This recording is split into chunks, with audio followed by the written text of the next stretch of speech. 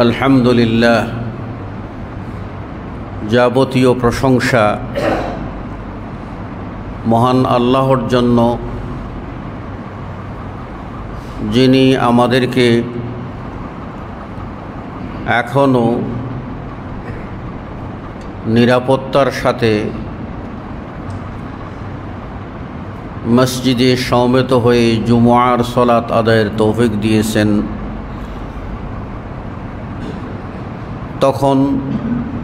যখন আমাদের আশেপাশের মুসলিমরা ভয়ে ভীত হয়ে মসজিদে যেতে পারছে না, নিরাপত্তার শঙ্কায় উৎকণ্ঠিত, তাই আমরা আল্লাহর শুকরিয়া আদায় করি, আলহামদুলিল্লাহ।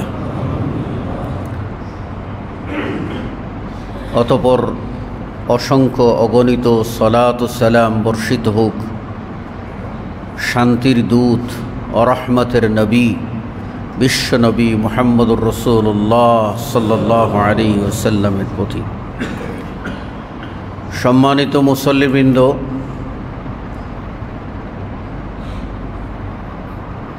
এটা যুলকায়দা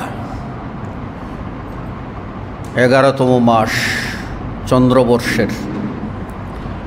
ইতিমধ্যেই অনেকেই বাইতুল্লাহ কাবায় পৌঁছেছেন, অনেকেই পৌঁছার পরিকল্পনা করছেন।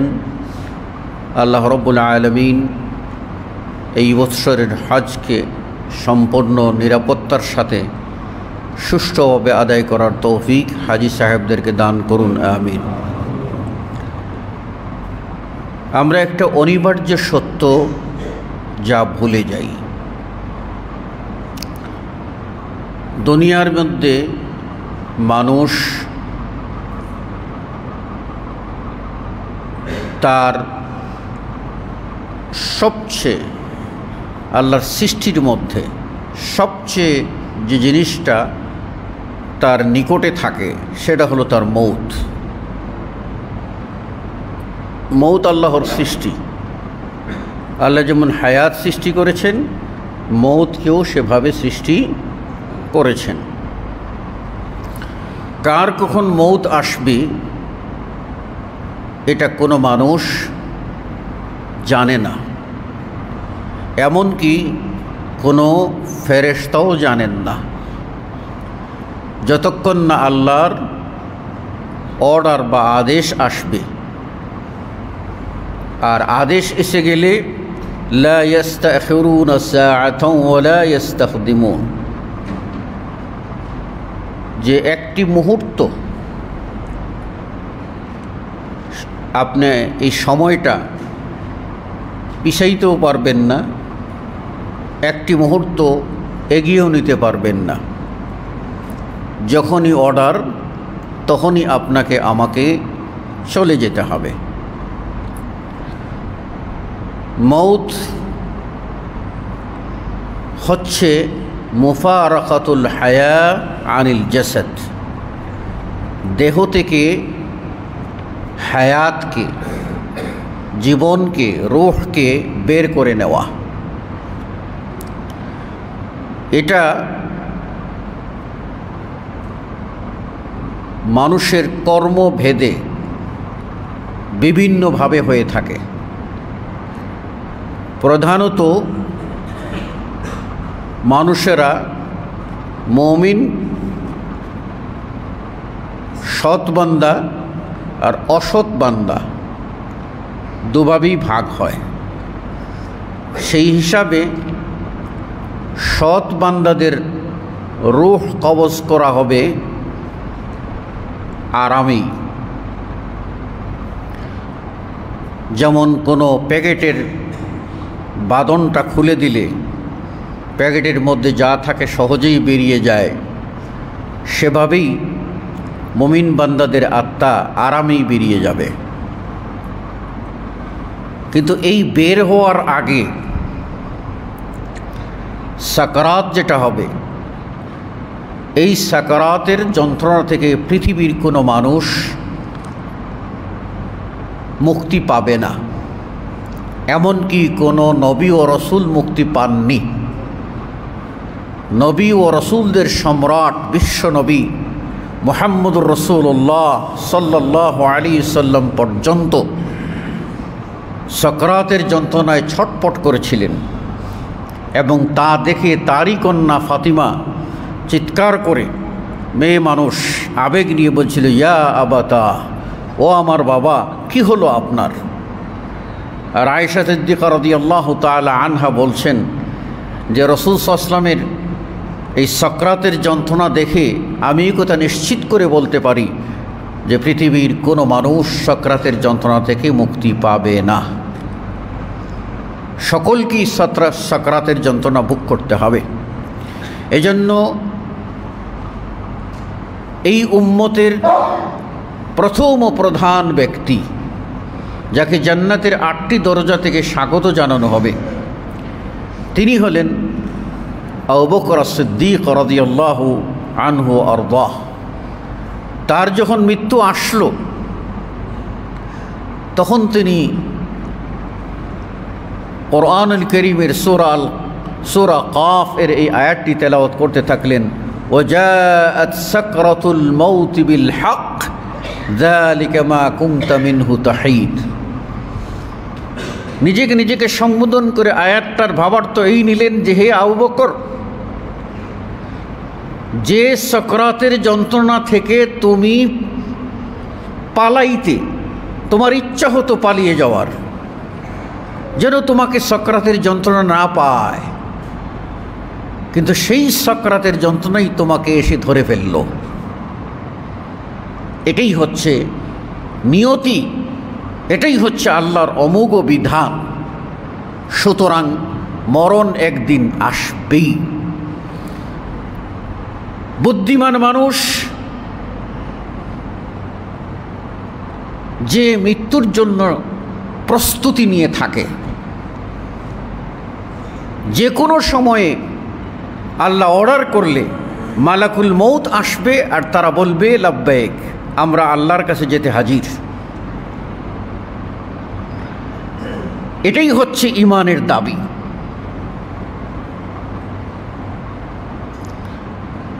এটা যদি করতে পারি তাহলে ইস্তেদাদুল মৌত হলো, ইস্তেদাদ লিরিহলাতিল আখিরা, জীবনের শেষ সফরের প্রস্তুতি গ্রহণকারী বলে গণ্য হব। আর যদি গড্ডালিকায় গা বাসিয়ে চলি, মনে মনে ভাবি আল্লাহ তো আরহামুর রাহিমিন, আমাকে দয়া করবেন, এই লোক আল্লাহর নামে প্রতারণায় পড়ে আছে। মা গাররাকা বিরাব্বিকাল কারীম, কিসে তোমাকে তোমার দয়াময় রব ব্যাপারে প্রতারণায় ফেলে রাখলো। দুর্ভাগ্য যে আমরা কত আপনজনকে, কত প্রিয় মানুষকে দাফন করেছি, কিন্তু আমাদের জীবনে কোনো পরিবর্তন আসে নাই। না আমাদের ইমানি জগতে এসেছে, না আমাদের আমলি জগতে এসেছে, না আমাদের ব্যবহারের পরিবর্তন হয়েছে, না আমাদের চিন্তা চেতনার পরিবর্তন হয়েছে, না আমার দাম্ভিকতা অহংকার আমিকে সেটাকে অবনমিত করে মনুষ্যত্বের মুকুট পরে মানুষ হয়েছি।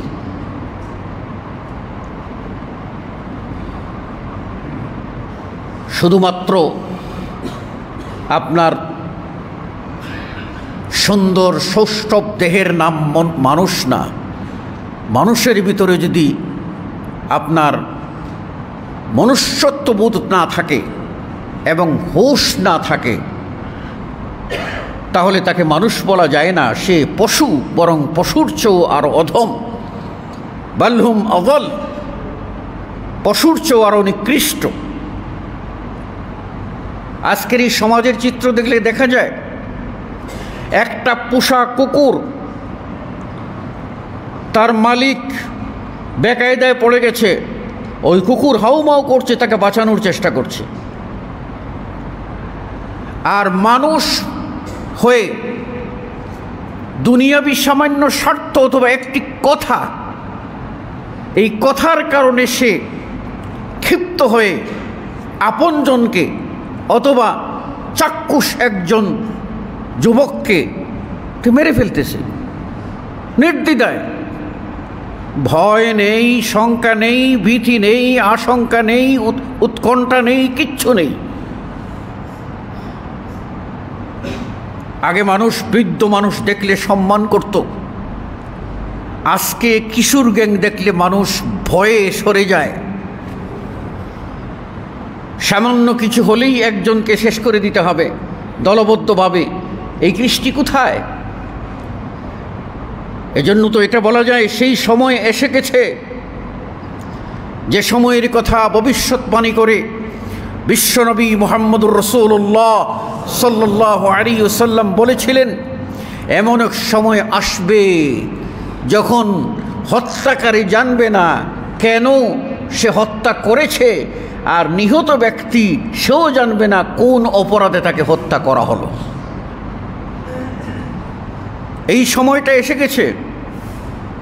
আমরা অহরহ দেখছি এই ধরনের বিচ্ছিন্ন বিক্ষিপ্ত হায়নার দোরেরা, মানুষরূপী হায়নার দোরেরা মানুষের জীবন নিয়ে ছিনিমিনি খেলছে। নিরাপত্তার অভাব কেন দেখা দেবে?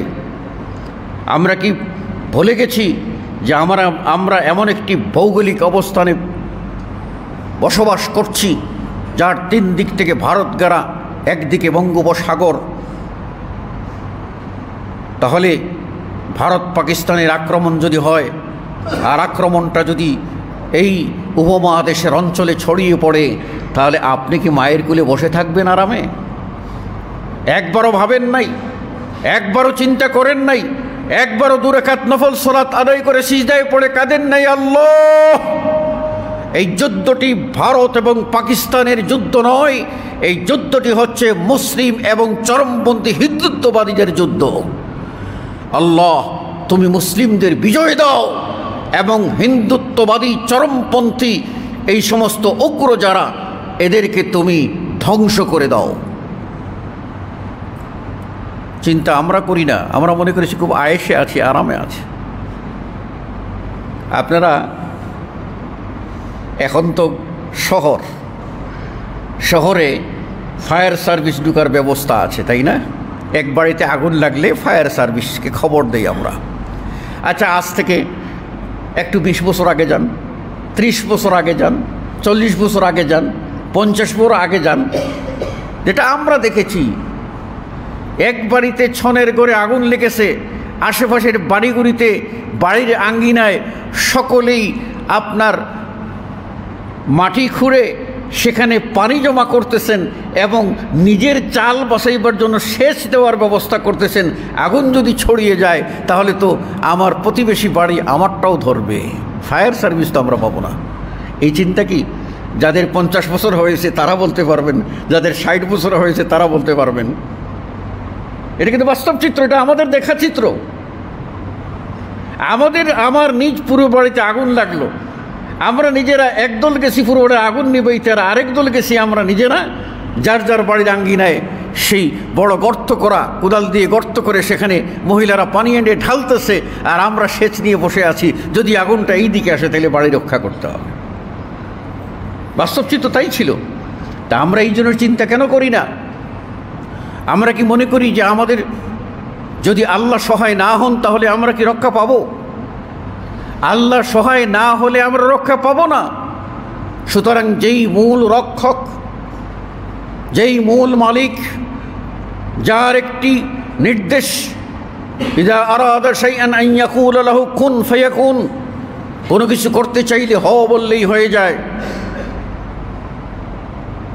আমরা আপনারা কিচ্ছু করতে না পারলেও আল্লাহর শূন্য। একটা মশা যদি নমরুদকে চরম বেকায়দায় ফেলে দিতে পারে, আর নমরুদ নিজে আছাড় পিছাড় খেয়ে মাথায় জুতা পিটে মরতে পারে, সামান্য একটু পানি যদি ফেরাউনের মতো তৎকালীন একক পরাশক্তি বিশ্বের তাকে যদি ধ্বংস করে দিতে পারে, তাহলে কোথায়? আজকে আমরা দেখছি বিশ্বের বিভিন্ন দেশ বেড়ে গেছে, সেই দেশগুলিতে আমরা পৌঁছতে পারছি না, আল্লাহর গজব দাবানল ছড়িয়ে পড়ছে। আল্লাহ রব্বুল আলামিন বরদাস্ত যখন করতে পারেন নাই, আল্লাহ রব্বুল আলামিন সীমালঙ্ঘনকারীদের উচিত শিক্ষা দিচ্ছেন। বলছিলাম মরণ একদিন আসবেই, মানুষ মরে যাবে, তার বাড়ি গাড়ি সহায় সম্পত্তি কোটি কোটি টাকা ব্যাংক ব্যালেন্স যেগুলি কামাবার জন্য সে সুদের পিছনে দৌড়াইছিল, ঘোষের পিছনে দৌড়াইছিল, জাল জালিয়াতির পিছনে দৌড়াইছিল, জমি দখল করার জন্য মাস্তান ভাড়া করেছিল, বোনদেরকে বাড়ি থেকে তাড়িয়ে পিটিয়ে বের করে দিয়েছিল সম্পদ আত্মসাৎ করার জন্য। কেউ বা তার বাবাকে সম্পদ দেয় না দেখে মেরে আহত করেছে, কেউ বা একেবারে চিরতরে বিদায় করে দিচ্ছে। সেদিন দেখলাম আশ্চর্য হয়ে ছেলে তার মাকে গর্ত করে তার ভিতরে ফেলে দিচ্ছে, জ্যান্ত মা, গর্তের মধ্যে পড়তে চাচ্ছে না, মা পা দিয়ে বারবার সরতে চাচ্ছে, জোর করে সেই গর্তে ফেলে দিচ্ছে সন্তান। সম্পদের জন্য, স্ত্রীর জন্য, স্ত্রীর জন্য, এই সহায় সম্পত্তির জন্য এগুলি করতে গিয়ে আমরা কোথায় যাচ্ছি? অনেক মহিলা আছে যারা স্বামীর কাছে দাবি করে যে আমাকে তুমি মরে গেলে আমি চলবো কেমনে, তুমি মরে গেলে চলবো কেমনে, তোমার ছেলেরা যদি আমার ভাত না দে, কাপড় না দে, খাবার না দে, তোমার পুত্রবধূরা যদি আমাকে জায়গা না দে, কাজেই আমার নামে 10 কাঠা জমির একটা প্লট লিখে দিয়ে যাও। এই 10 কাঠা প্লট হলো গ্যারান্টি, তাই না? কিন্তু হতে পারে এই স্বামী আরো 50 বছর বেঁচে থাকতে পারে, এই মহিলা মারা যেতে পারে। ভোগ করবে কে? কে ভোগ করবে? আল্লাহর ফায়সালাটাই যদি মেনে নিতাম, পরস্পরের প্রতি আত্মা ও বিশ্বাস থাকতো, তাহলে এই বিত্ত বৈভবের পিছনে আমরা দৌড়াইতাম না। আচ্ছা, আপনারা তো সবাই জানেন মানুষ মারা যাওয়ার সাথে সাথেই তার আমল বন্ধ,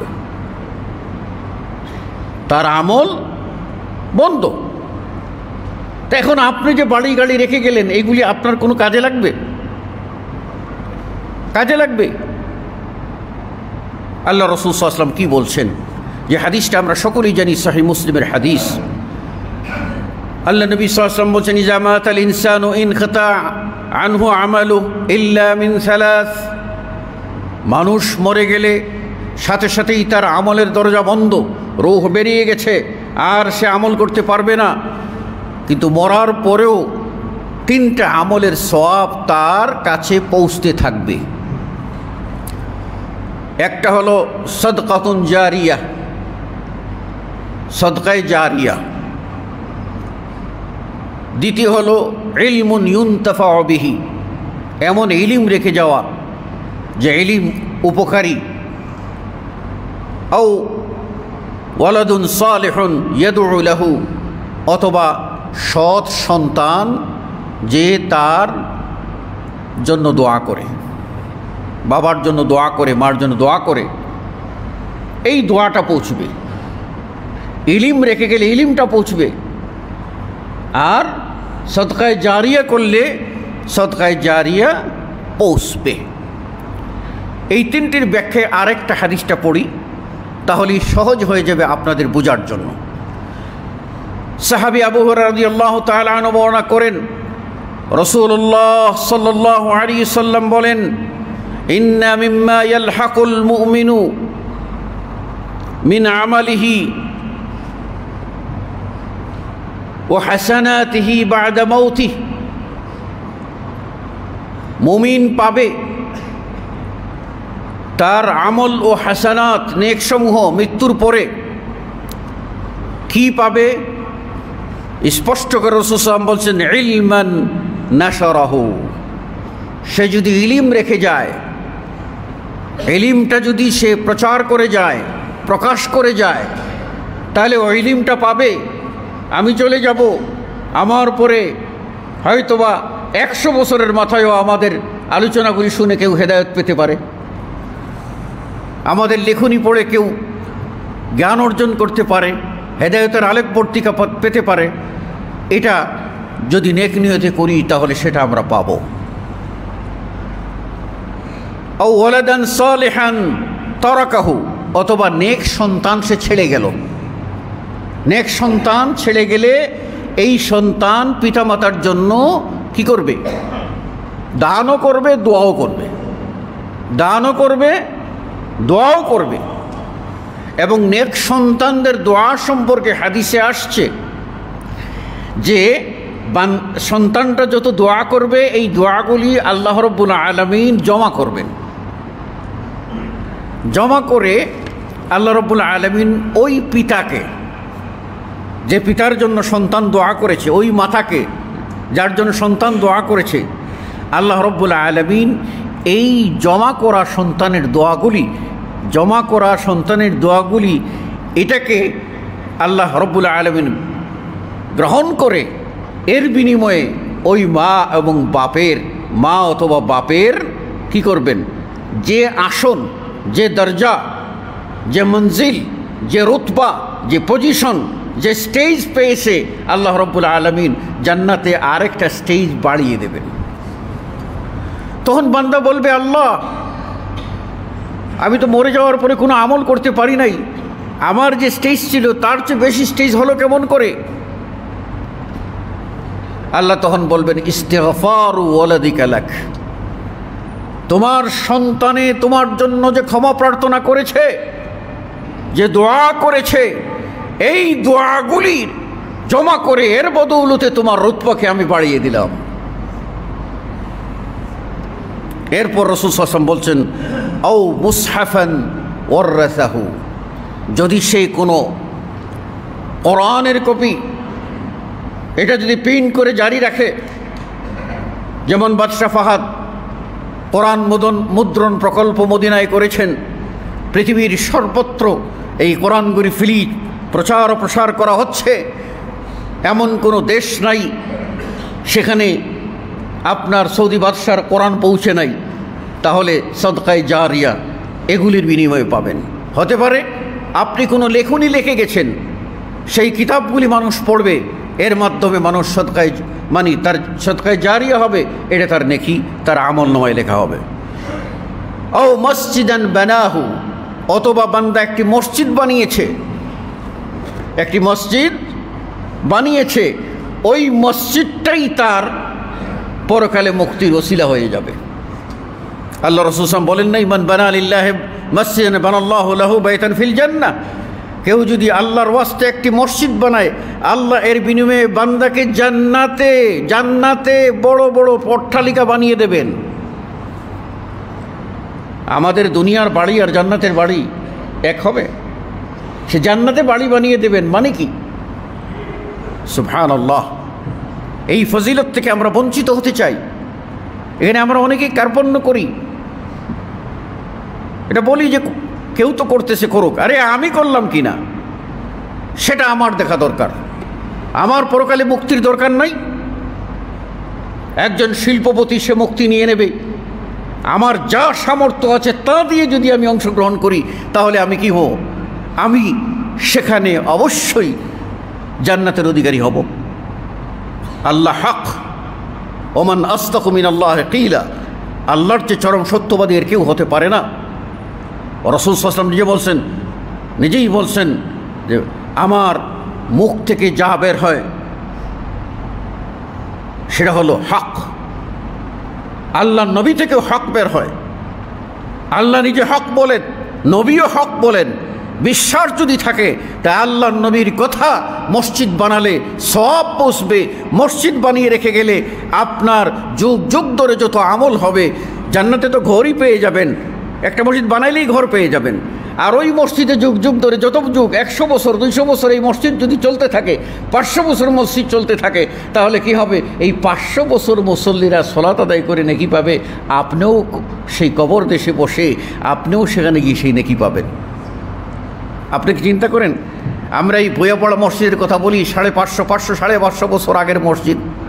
এবার বলেন তো 550 বছর আগের আমাদের পূর্বপুরুষেরা কেমন সৎ মানুষ ছিলেন, তারা মসজিদটা করেছিলেন।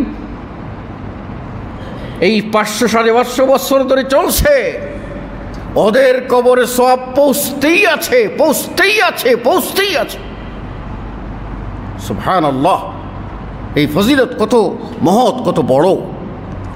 এরপরে রাসূল সাল্লাল্লাহু আলাইহি ওয়াসাল্লাম বলছেন, আও বাইতান লিইবনি সাবিলি বানাহু, যদি সে কোনো মুসাফিরের জন্য, যাদের বাড়ি নাই, ঘর নাই, ভবঘুরে, ছিন্নমূল, এই মানুষের জন্য যদি ঘর বানিয়ে যায়, তাহলে ওই ঘরের ছায়া নেবে ওরা, আল্লাহ রাব্বুল আলামিন আপনাকে ছায়া দেবে। ওই ঘরে তারা প্রশান্তি পাবে, আল্লাহ আপনাকে জান্নাতে প্রশান্তির ফলগু দ্বারা বইয়ে দেবে। কি চান আপনি? আপনি অট্টালিকায় থাকবেন আর আপনার পাশে একজন আপনার বারান্দায় ঘুমাবে, বের হওয়ার সময় একটা লাথি দেবেন, অথবা তার উপরে ঘর থেকে ময়লা ফেলে দেবেন, অথবা তার উপরে পানি ছেড়ে দেবেন, শীতের মধ্যে কষ্ট পাবে। আছে না এইরকম জালিম? এইরকম জালিম সমাজে নাই? লা হাওলা ওয়ালা কুওয়াতা ইল্লা বিল্লাহ। কোথায় আছি আমরা? এরপর রাসূল সাল্লাল্লাহু আলাইহি ওয়াসাল্লাম বলেন, আও নাহরান আজরাহু, যদি একটা আপনি নাহর, একটা পানির ঝর্ণা, পানির নদী প্রবাহিত করে দেন, দুই কুলের মানুষেরা যদি পানি এখান থেকে নেয়, পান করে, তাহলেও সেটা আপনার সদকায়ে জারিয়া হবে। আও সাদাকাতান আখরাজাহা মিন মালিহি, এমন সদকা করলো তার মাল থেকে, কোন অবস্থায়? ফি সিহহাতিহি ওয়া হায়াতি, তার জীবদ্দশায়, মরার পরে না, জীবদ্দশায় এবং সুস্থ অবস্থায়। মানুষ দান করে কখন? বেশিরভাগ মানুষ দান করে ঠেকায় বললে, বিপদে পড়ছে, কয় আল্লাহ এই দিলাম, আমার বাচ্চাটারে বাঁচাও, আমার বউটারে বাঁচাও, মহা বিপদে পড়ছি, মসজিদে 10,000 টাকা দিয়ে আয়, তাই না? এগুলি করে। কিন্তু আল্লাহর নবী সাল্লাল্লাহু আলাইহি ওয়াসাল্লাম বলছেন, সুস্থ অবস্থায় আপনি যদি দান করে যান, এই সদকা আপনার কি তালহাকুহু বা'দা মাউতিহি, এটা গিয়ে মিলিত হবে আপনার সাথে আপনার মৃত্যুর পরে। তাহলে আমাদেরকে খেয়াল করতে হবে যে মরণটা অনিবার্য, এর জন্য প্রস্তুতি আমরা কি নিয়েছি, কি দান করেছি, এটা যেমন খেয়াল করতে, পাশাপাশি খেয়াল করতে হবে সবচেয়ে বেশি যে বিষয়ে আমরা মিসকিন, যে বিষয়ে আমরা অসহায়, যে বিষয়ে আমরা একেবারে শূন্য, কপর্দক নাই। কপর্দক বাংলা শব্দ তো, তাই না? এটা বুঝতে অসুবিধা হবে, কিন্তু ইংরেজি বুঝতে সহজ হবে, এমটি পকেট, তাই না? কপর্দক, শূন্য, কিচ্ছু নাই। কোন বিষয়ে? সে বিষয় হলো কোরআন হাদিসের জ্ঞানের বিষয়। আমি বলি, যদি শতকরা 100 জন কোরআন পড়তে জানে না সমাজের, বলবেন না তো কিছু লোক পড়তে জানে। শতকরা 99 জন কোরআন পড়তে জানে না, একজন যে জানে সেও ভুলভাল পড়ে, শুদ্ধ পড়তে জানে না। শতকরা 100 জনই মানুষ কোরআনের তর্জমা বুঝে না, তাফসীর বুঝে না, হাদিস বুঝে না, কোন আমল রসুল কিভাবে করেছেন বুঝে না, অথচ জানে না যে কোরআন হাদিসের জ্ঞান অর্জনের ভিতরে কি ফায়দা আছে। আল্লাহ রাসূল সাল্লাল্লাহু আলাইহি ওয়াসাল্লাম বলছেন, মান সালাকা তরিকান ইয়ালতামিসু ফীহি ইলমা, কোন ব্যক্তি যদি, আমি এটার সরল অনুবাদ করি এইভাবে, কোন ব্যক্তি যদি, যে বয়সেরই ব্যক্তি হোক, কোরআন হাদিসের ইলম শিখার জন্য যদি ঘর থেকে বেরিয়ে যায়, আর ওর ভিতরে সময় পার করতে থাকে, এমনকি তার মৌত হয়, সে যেন জান্নাতের পথে হাঁটতে হাঁটতে গিয়ে জান্নাতে ঢুকে গেল। এমন কেউ কি আমরা আছি যে আমাদের চাকরি নাই, আমাদের ব্যবসা নাই, আমাদের সংসার সুন্দরভাবে চলছে, আমার বয়স এখন 70 বছর, আমি এখন গিয়ে বাকি কয়দিন বাঁচি, আমি গিয়ে একজন আলেমের সোহবত গ্রহণ করি, আর গিয়ে বলি আমাকে কোরআন পড়ান, আমি যে সূরা ফাতিহা পড়ে সালাত আদায় করি, দেখেন তো আমার আলহামদুলিল্লাহ সূরাটা সঠিক হয় কিনা, আমি যে আল্লাহুম্মা সাল্লি আলা মুহাম্মদ পড়ি, কিভাবে পড়ি, হয় কি হয় না। করেন না আপনি, জানা জিনিস জানতে থাকুন, জানা জিনিস জানতে থাকুন, আপনি কোরআন হাদিসের ছাত্র হবেন, আর কোরআন হাদিসের ছাত্র হওয়ার মানেই হলো আপনি জান্নাতের পথে হাঁটা। আপনি জানেন রাসূল সাল্লাল্লাহু আলাইহি ওয়াসাল্লাম কি বলেছেন যারা এই কোরআন হাদিসের ছাত্র হওয়ার পিছনে মেহনত করে? আল্লাহ রাসূল সাল্লাল্লাহু আলাইহি ওয়াসাল্লাম বলছেন, ইন্নাল মালায়েকাতা লা তাযাউ আজনিহাতাহা লিতালিবিল ইলমি রাদান বিমা ইয়াসনাউ। বান্দা যখন ইলম অর্জনের জন্য বেরিয়ে যায়, এই ইলম অর্জনের জন্য বেরিয়ে গেলে এই বান্দার জন্য ফেরেশতারা তাদের ডানাসমূহ বিছিয়ে দেন। আপনি কাদের পর বা ডানার উপর দিয়ে হেঁটে হেঁটে মসজিদে আসতেছেন, মাদ্রাসায় যাচ্ছেন? কাদের? ফেরেশতা। আপনি মনে করেছেন মাটিতে ইটে পাড়া দিচ্ছেন, কাদায় পাড়া দিচ্ছেন? না, এটা বাহ্যিক রুহানিভাবে আপনার পায়ের নিচে ফেরেশতাদের পা। কত বড় মঞ্জিল, কত বড় সম্মান, কত বড় মর্যাদা, এটা আপনাকে বুঝতে হবে। আমি তিরমিজির আরেকটা হাদিস পাঠ করছি। সেখানে রাসূল সাল্লাল্লাহু আলাইহি ওয়াসাল্লাম বলছেন, আদ-দুনিয়া মালউনা মালউনুন মা ফিহা। দুনিয়া অভিশপ্ত, দুনিয়ার ভিতরে যা কিছু আছে সবই অভিশপ্ত। ইল্লা যিকরুল্লাহ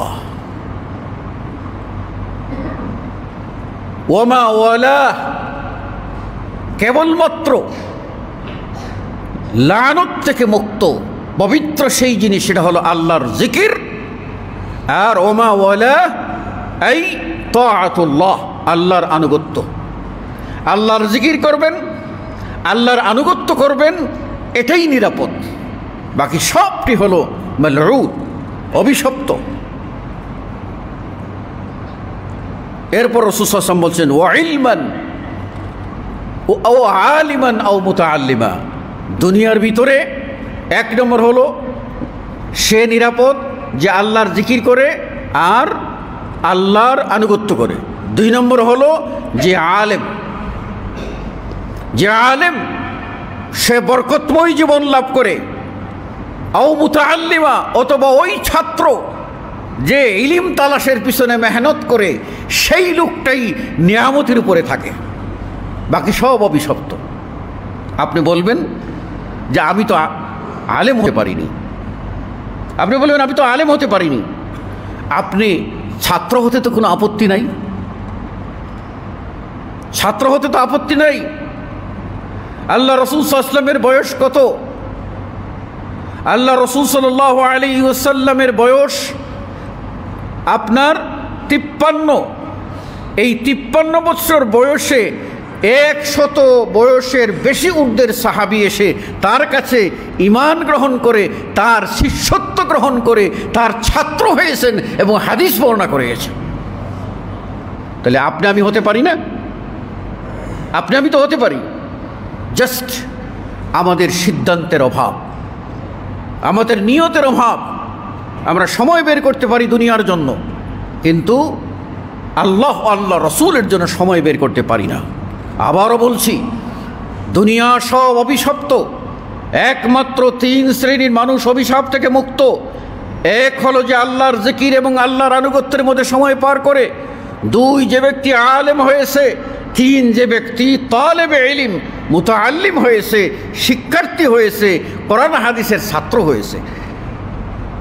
এই বরকত আপনারা অর্জন করুন। শুনে রাখবেন, বুখারী ও মুসলিমের হাদিস, যেখানে রাসূল সাল্লাল্লাহু আলাইহি ওয়াসাল্লাম বলেছেন, আল্লাহ রাব্বুল আলামিন ইলমকে উঠিয়ে নেবেন না, ইলমকে ছু মেরে উঠিয়ে নেবেন না। ওয়ালাকিন ইয়াকবিজুল ইলমা বিকবজিল উলামা। আল্লাহ রাব্বুল আলামিন আলেমদেরকে উঠিয়ে নেবেন, আলেমদেরকে উঠিয়ে নেবেন। এই তো সপ্তাহ বিশ্বের সেরা 3 জন আলেম চলে গেলেন। বিশ্বের সেরা 3 জন আলেম গত 3 দিন আগে চলে গেলেন। পাকিস্তানে চলে গেলেন আল্লামা প্রফেসর সাজেদ মির, যিনি 32 বছর ধরে এই পাকিস্তানের জাতীয় পরিষদের সিনেটর ছিলেন, এবং যিনি তার জীবনে এই গত রমাদান পারেন নাই, অসুস্থতার কারণে অপারেশন হয়েছিল, এই কারণে পারেন নাই। এর আগে জীবনে তিনি এত বড় ব্যক্তিত্ব হওয়া সত্ত্বেও তিনি নিজে রমাদানে তারাবির সলাতের ইমামতি করতেন সারা জীবন। চলে গেলেন তিনি। চট্টগ্রামের খ্যাতনামা আরবি ভাষাবিদ জৌক সাহেব চলে গেলেন। তার আরবি সাহিত্য আজকে মাদ্রাসাগুলিতে পড়ানো হচ্ছে, তিনি চলে গেলেন। শেখ আব্দুর রহমান আল বার্রাক, যাকে আমি পেয়েছি, সৌদি আরবের একজন প্রখ্যাত স্কলার। এট এ টাইম এই আলিমগুলি চলে যাবে, আস্তে আস্তে ইলিম চলে যাবে। আমাদের সমাজ থেকে আমরা হিসাব মিলেই না কেন, আমাদের সমাজে কতজন বাস করি আর তার মধ্যে কত পার্সেন্ট আলেম আছে, আর ওই আলেমদের ভিতরে দেখি কয়জন কোরআন হাদিস বুঝনেওয়ালা আলেম আছে। আমাদের জীবনে তো আমরাও দেখেছি, এমএ পাশ করে এসেছে, বলছে একটু দরখাস্ত লেখেন, বাংলা দরখাস্ত লিখতে জানে না, ইংরেজি তো দূর কি বাত হ্যায়, বাংলা দরখাস্ত লিখতে জানে না। তা এরকম আলেমও তো আছে যারা হয়তো কামিল পাশ করেছে, এমএ পাশ করেছে, কিন্তু কোরআন হাদিসের কাছেও নাই, পড়েও না, চেষ্টাও করে না। আল্লাহ তাদেরকে হেদায়েত দান করুন, আমাদেরকেও আল্লাহ হেদায়েত দান করুন, আমিন। আমি আপনাদের বলতে চাই, আল্লাহ রাব্বুল আলামিন আলেম উঠিয়ে নেবেন। থাকবে কারা? ওই যে সনদদারি কিছু থাকবে, মানুষ তাদেরকে আলেম মনে করবে, এবং ফাসউইলু, তারা জিজ্ঞাসিত হইবে, তাদেরকে মাসালা মানুষ জিজ্ঞাসা করবে। ফাআফতু বিগাইরি ইলমিন, তারা ইলিম ছাড়া ফতোয়া দেবে। ফাযাল্লু, তারা গোমরা হবে। ও আযাল্লু, এবং মানুষকেও গোমরা করবে। অতএব আমি আরও দুই একটি হাদিস বলতে চেয়েছিলাম, সেটা আর বলা সম্ভব হবে না। আগামী জুমায় যদি হয়, বাকি হাদিসটা এই প্রসঙ্গে আলোচনা করব, শুধু হাদিসই পড়ে শোনাবো। কত হৃদয় বিদারক কথা, কত বাস্তবসম্মত কথা, কত আবেগ জড়িত কথা, কত নিরেট কথা, স্বচ্ছ কথা, যা আমাদের ইমানি জগতে চেতনার সৃষ্টি করতে পারে, আমাদের মধ্যে পরিবর্তন আনতে পারে। আমরা কেন একটু ভাবি না, কেন একটু চিন্তা করি না?